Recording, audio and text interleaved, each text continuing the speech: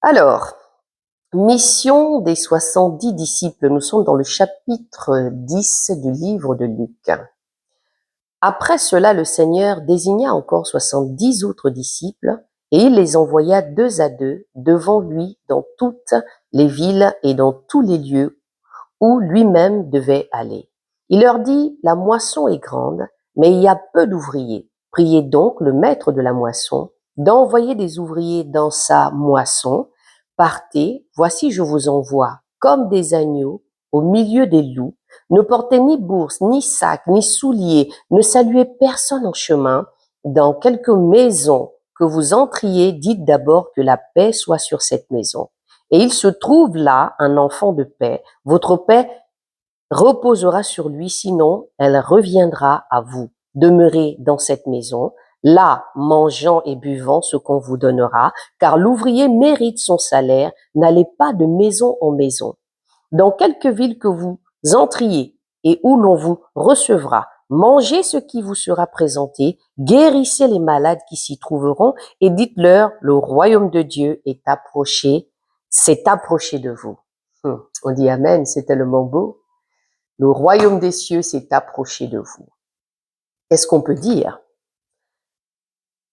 Merci Seigneur. Et à partir du verset 10, mais dans quelque ville que vous entriez et où l'on ne vous recevra pas, allez dans ces rues et dites, nous secouons contre vous la poussière même de votre ville qui s'est attachée à nos pieds. Sachez cependant que le royaume de Dieu s'est approché de vous. Dit qu'en ces jours, Sodome sera traité moins rigoureusement que cette ville-là.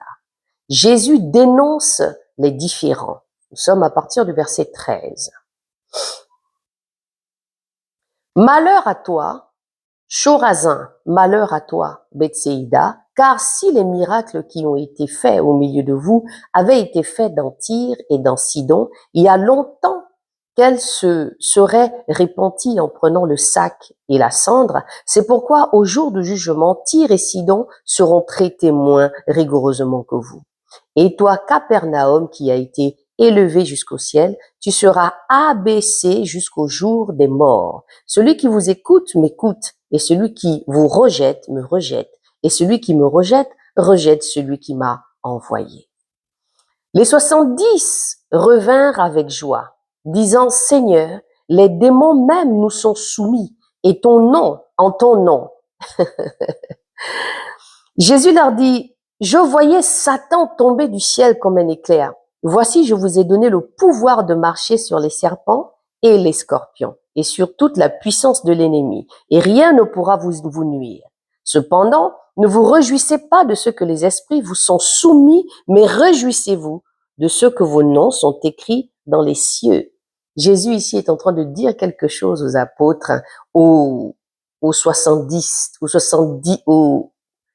70 disciples. Il est en train de leur dire, ne soyez pas réjouis parce que vous avez chassé les démons en mon nom. Mais le plus important ici, c'est que vous sachiez que votre nom est écrit dans le livre de vie. Donc c'est important. Ici, dans l'ensemble de la lecture, on se rend compte combien de fois, en fait, le Seigneur est en train de donner des instructions, là où lui n'est pas parti. Donc il envoie les disciples parce que les disciples ont été enseignés. Donc il a estimé que les disciples étaient remplis et qu'ils étaient capables à ce moment-là de pouvoir commencer à partir et commencer à avoir les fruits de ce qu'ils ont appris avec Jésus. Amen. En ce moment même, Jésus tressaillit. Il tressaillit de joie par le Saint-Esprit et il dit, je te loue, Père Seigneur du ciel et de la terre, de ce que tu as caché ces choses aux sages et aux intelligents et de ce que tu les as révélées aux enfants. Oui, Père, je te loue de ce que tu l'as voulu. Ainsi, toutes choses m'ont été données par mon Père, et personne ne connaît qui est le Fils, si ce n'est le Père, ni qui est le Père, si ce n'est le Fils, et celui à qui le Fils veut le révéler.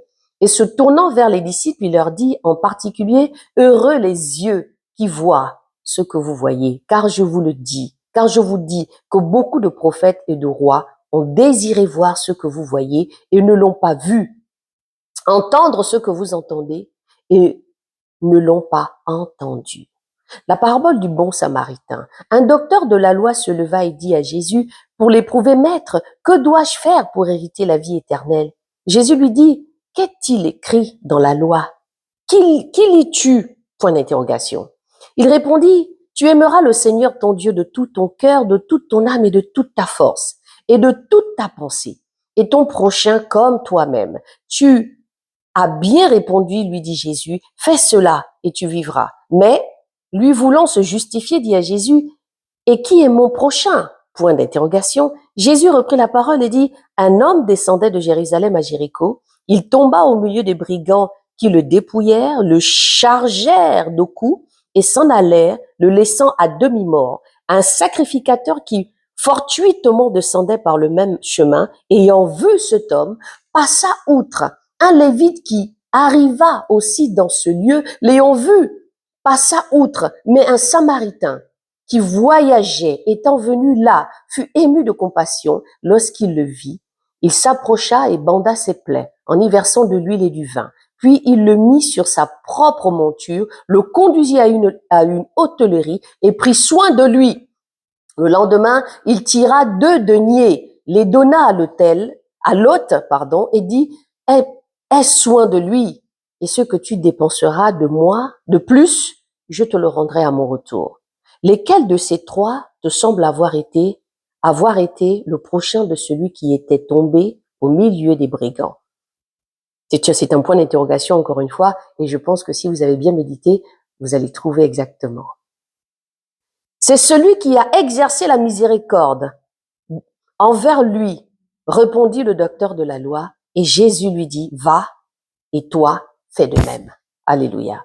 Marthe et Marie, nous sommes dans le verset 38, comme Jésus était en chemin avec ses disciples, il entra dans un village, et une femme nommée Marthe le reçut dans sa maison. Elle avait une sœur nommée Marie qui s'étant assise aux pieds du Seigneur écoutait sa parole. Marthe, occupée à divers soins domestiques, survint et dit, Seigneur, cela ne te fait-il rien que ma sœur me laisse seule pour servir? Dis-lui donc de m'aider. Le Seigneur lui répondit, Marthe, Marthe, tu t'inquiètes et tu t'agites pour beaucoup de choses. Une seule chose est nécessaire, Marie a choisi la bonne part qui ne lui sera point ôtée. Encore ici, nous voyons que Jésus parle seulement avec beaucoup de paraboles. Donc vous devez retenir ici, nous sommes dans le livre de Luc. Luc a fait des investigations. Luc, quand on lit un petit peu, c'est en rapport avec Matthieu et Marc. Lui étant médecin, a fait des investigations pour que nous puissions avoir cette lecture aujourd'hui, parce que tout ce qu'il dit ici a été avéré par rapport à ses recherches. Et Luc ici nous présente Jésus comme un homme qui a vécu sur la terre. Donc du coup, on se rend compte ici que Jésus a donné le pouvoir à celui qui croit. Donc si tu crois, tu auras la possibilité de chasser les démons. Si tu crois, toi aussi tu as la puissance, tu es enfant de Dieu. Donc Jésus est en train de regarder, il a observé. Et c'est comme moi aujourd'hui avec vous, puisque cette vidéo concerne l'étude du chapitre 10 du livre de Luc que nous sommes en train de terminer. Donc vous voyez bien qu'ici, Marthe, on connaît un petit peu l'histoire parce que vous devez faire le point de ce qui s'est passé entre-temps. Donc revenir sur le livre de Matthieu, revenir sur le livre de Marc pour justement faire la comparaison par rapport à ce qui s'est passé là. Donc ici, Jésus fait confiance aux apôtres, leur a donné le pouvoir et il fait comprendre ici encore une fois que ne soyez pas contents parce que vous avez chassé les démons. Et comme j'ai souvent coutume de vous dire, ici le plus important, c'est que notre nom soit écrit dans le livre de vie. Je vous laisse cette vidéo encore une fois. S'il y a des questions, et n'hésitez pas de laisser des messages tout simplement dans le groupe EVE. Et vous qui êtes sur YouTube, vous qui êtes sur Facebook, écoutez, laissez vos commentaires encore une fois et que le Seigneur vous bénisse par sa grâce. Ici, c'est Tata Armelle, votre enseignante biblique. Encore une fois, nous continuons la lecture. Que le Seigneur vous bénisse et qu'il fasse encore tomber le voile, qu'il vous libère de tout ce qui n'est pas de lui, au nom de Jésus. Et je vous dis à demain pour le chapitre 11.